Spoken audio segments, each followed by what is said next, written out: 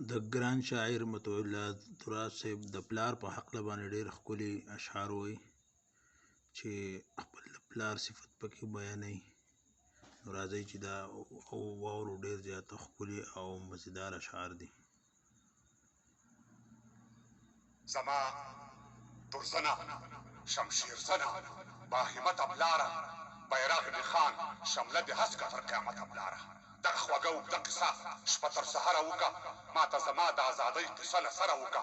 خوښ شئ چې دا لوی احمدشاه دی که خوشحال غږیږي میرزمان خان سید اکبر خان که سید جمال غږیږي وایي چې موږ تر شا نه توپ او نه جازونه پرېښي موږ په میراث کې کتابونه تاریخونه پرېښي نه چا په سوال نه چا سوغات کې ازادي راکړې نه چا خیرات نه چا زکات کې ازادي راکړې دا په خپل کور کې لاس تر ځمې میلمانه څه کوم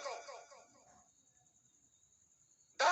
په خپل کور کې لاس تر ځمې میلمانه څه کوم زه ګوپیسرې او شلغمزرې پښتانه څه کوم دا په خپل کور کې لاس تر ځمې میلمانه څه کوم زه ګوپیسرې او شلغمزرې پښتانه څه کوم څه مې موندلي دي څو نور مې وفادار پکار دي ګرځم مرګرو څو سړي لره د کار پکار دي دې ښار لزم ځینې ګریوان د تار او ستنه کوم زه اوس مخبو ولاړ یم زه د ځان پوښتنه کوم د دې هېواد جغرافیا و تر سیستانه پورې کویټه چمن او تر خوشحالګړ او بلوچستانه پورې شاید چې بیا د ازادۍ کوم ښار کې شور غږیږي ښکارېږي نه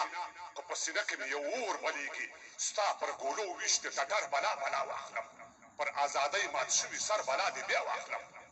ملالۍ ډېرې دي خو ستا هغه ټپه ګرانه ده بې له ټوپکه پر دا ملک کې ګزاره ګرانه ده او زه دې خفه یم خو چې ټنډه د لالي سمه وي چې ازادي وي او له سیال سره سیالي سمه وي همدومره بس نور څه ویلو ته حاجت نشته دی پر مخ د ځمکې له دې پورته بل نعمت نشته دی